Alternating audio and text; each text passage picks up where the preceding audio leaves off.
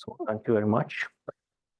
Yet another position paper where I would like to present our view on an ecosystem-based curation of genetic improvement for emergent software systems. Now, it's a very lucky situation that it is right after this presentation by Emerick, because there is a tiny subset that is common, so I can reflect some of these statements. Yet I do hope I will introduce all these things from a different angle of view. So, okay.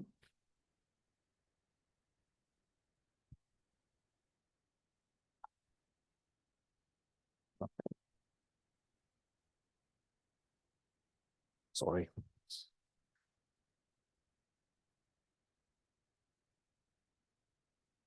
Great. Okay. So I will briefly introduce the context emergent systems, why we need genetic improvement in the context of emergent systems. Then I will show a few very specific features of code improvement, why the search space is very unique, why we need different techniques, and why we have an idea that probably we need a different approach to this improvement. And finally, I will present the three main pillars of our approach. The main message in this presentation is that we do not believe that a single monolithic genetic pool would be efficient for code improvement in this specific scenario. Instead, we need a system of separated genetic pools, and I will introduce how we can subdivide this search space horizontally, vertically, and how we can introduce different genetic material to interact and cohabitate in a genetic pool. So first, emergent systems. If we imagine a system, for a given input, it produces an output, and the rest is a black box. If we look into it, it is also composed into components, like in this case. And let us assume there are three different implementations of a component. So they are not present, all three here. One of them is present. They provide the exact same functionality, but with different performance, different memory usage, different attributes. So they are functionally the same, but otherwise they are different. They can behave differently. And then the next component, again, there are alternative implementations. We can select between them. It could happen that if the former one is selected, then we have two other choices. If the latter one is selected, we have four other choices, and so on. Finally, the output is composed.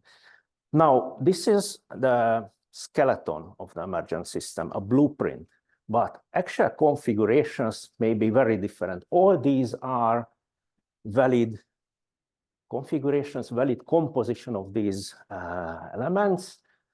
They produce for the same input, they produce the same output, but they are different in performance, cost, memory usage, energy consumption, and so on and so on.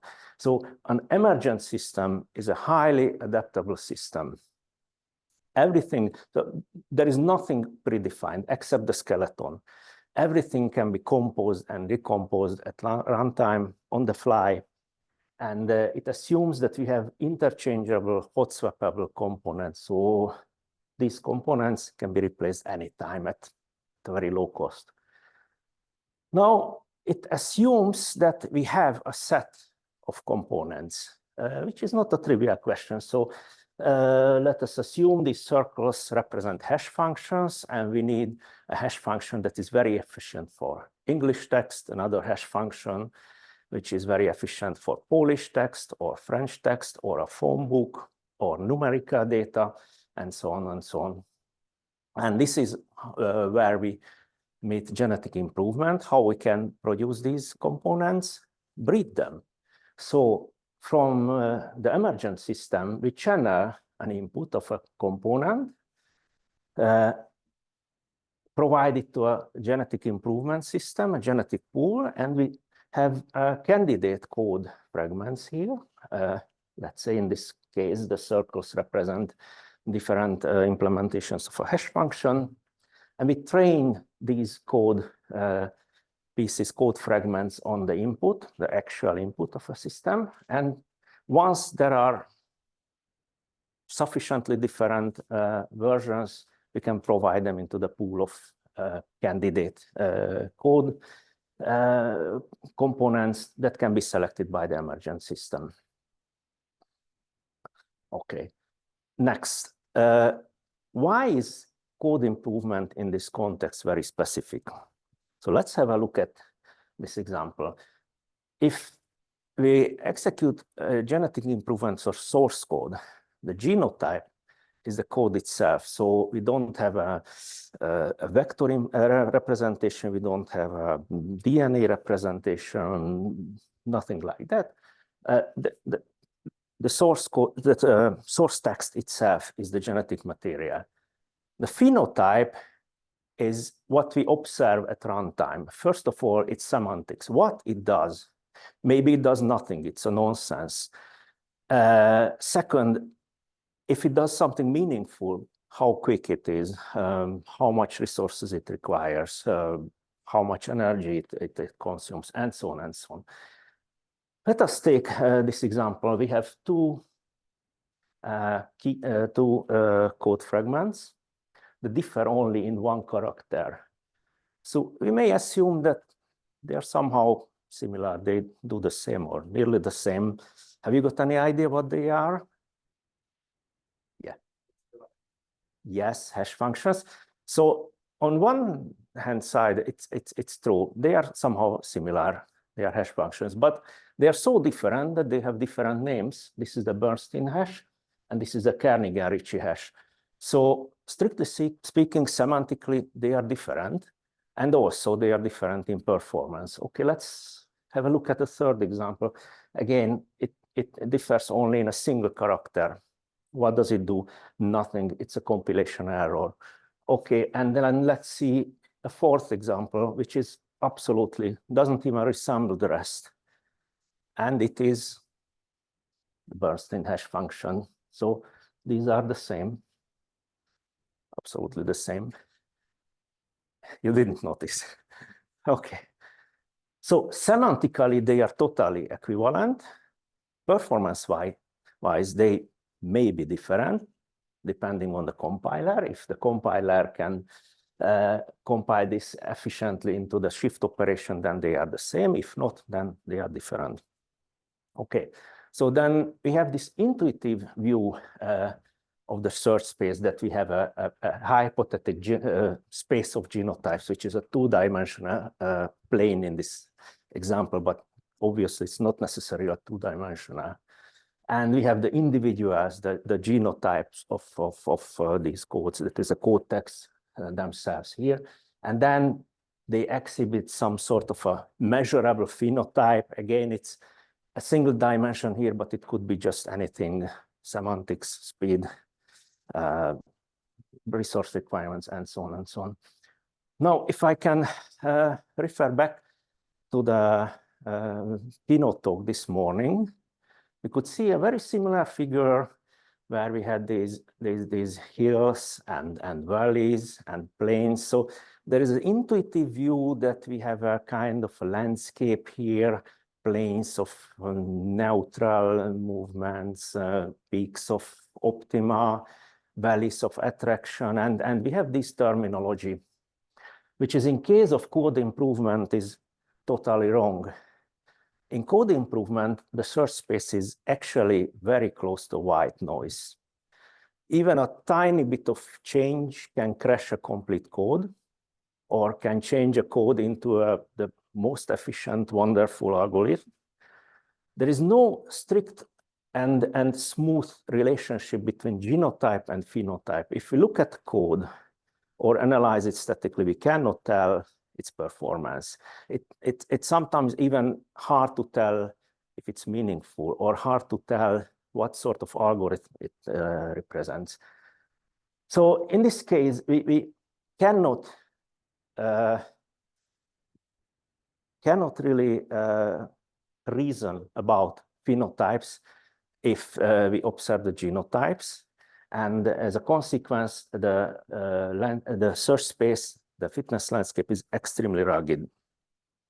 So then why we think that a single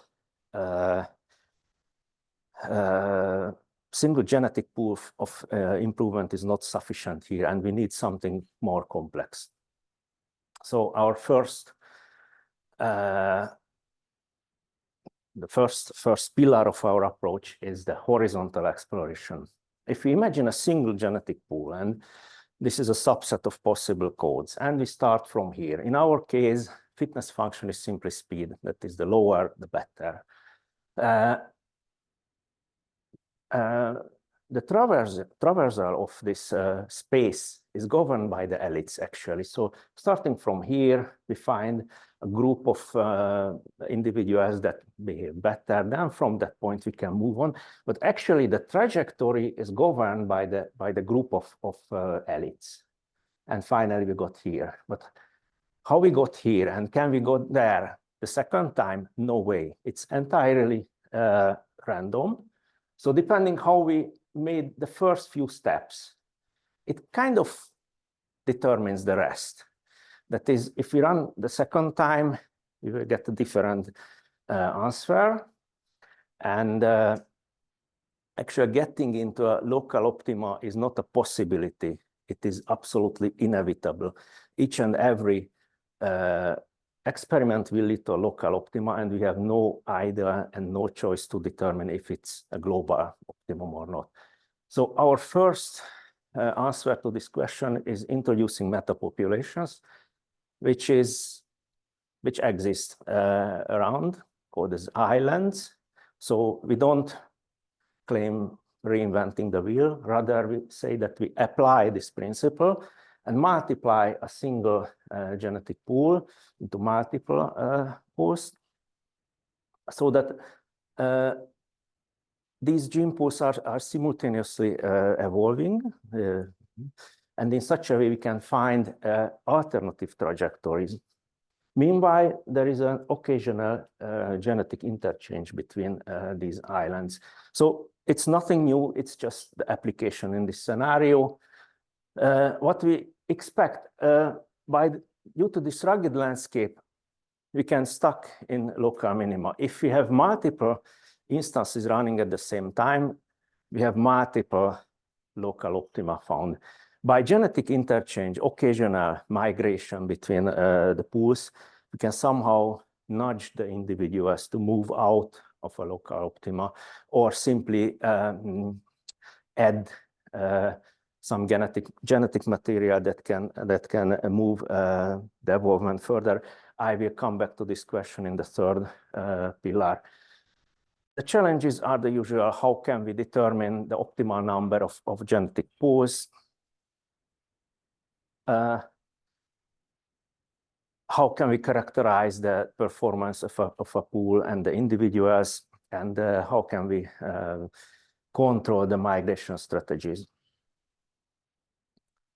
Okay, the second pillar is the vertical separation, and we call them species.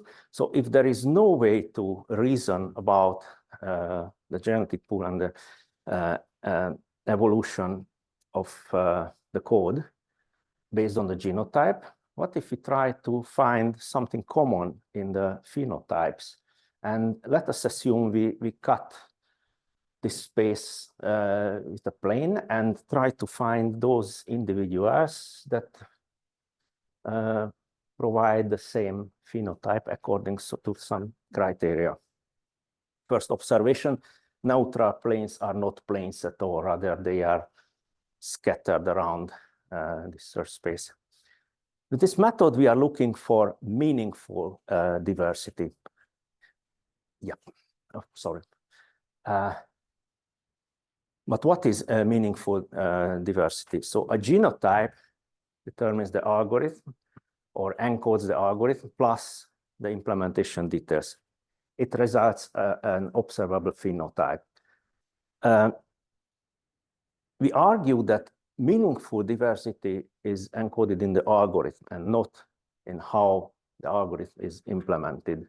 That is, it is more important what a code does rather than how it does. And then the challenge is if we can find out what the algorithm is based on observing the phenotype. Is it possible that I observe a phenotype and then tell what algorithm it is? Now, spoiler alert, we think it is possible, and we did it. So this is the second pillar where we have some preliminary results I will show you, but I don't tell you in details. So we divide the phenotype into functional and non-functional attributes. Functional attributes are related to the semantics, the rest is to the performance and everything else. And we apply a fingerprint-like metric to the functional functional attributes of the phenotype. And this fingerprint-like thing is a probability divergence matrix. And we are looking for a matrix that is selective, that is different algorithms are represented by different numbers, different metrics. Characteristic means that the same algorithm will get the same number or the same metric time. It's absolutely insensitive to implementation. That is, no matter what else I add, it will detect the algorithm and easily computable. Now, as a sneak preview, I can show you some figures from a forthcoming paper. It does work. Just to have an idea, here we have the fitness function, which is runtime, lower the better, and different colors represent different species. This is the abundance of species, how they are behaving over time. So initially we have a runtime here with a blue species that is quite quickly goes to extinction. Meanwhile, a better one appears, but it cannot grow because a third one appears, it gets to dominance, but then another one grows and so on. And finally, around generation 40, we reach a species that is more stable and more dominant. And as we can see, it is approximately 3 times faster than the initial generation. Finally, the third pillar of our model related to both the first question and the species. What if we have a genetic pool and we try to introduce 2 or more instances that have been proven efficient in a previous run or in a different scenario, or simply it is known that it is a better algorithm? We expect that from the crossover of the green and red ones, we got a purple that is far better than the red or the green one. In fact, the green will simply over-dominate the population and we will not get anything meaningful. So here, the idea is clear. Introduce valuable genetic material to increase the diversity, and with the hope that the very good genes will produce some much better offsprings. In this case, we have to solve the coexistence and their interaction in such a way that they don't get extinct and none of them will over-dominate the population. We consider 2 options here. The first is introducing special immutable individuals that don't participate in the population. They just provide the genetic material. Or, which is a much more interesting and dynamic approach, is a predator-prey models where, where a predator, a stronger individual, can only live in the presence of a weaker one. That is, if some species extinct, then even the stronger one cannot live more. So we would like to see this model, and in this way we can introduce highly diverse genetic material into the same genetic pool. So these were the main pillars of our approach. I talk about genetic improvement for coding in emergent systems. We would like to breed software components and we are looking for meaningful diversity. The search space is very specific. It is like a white noise, and we have to traverse it in a clever way.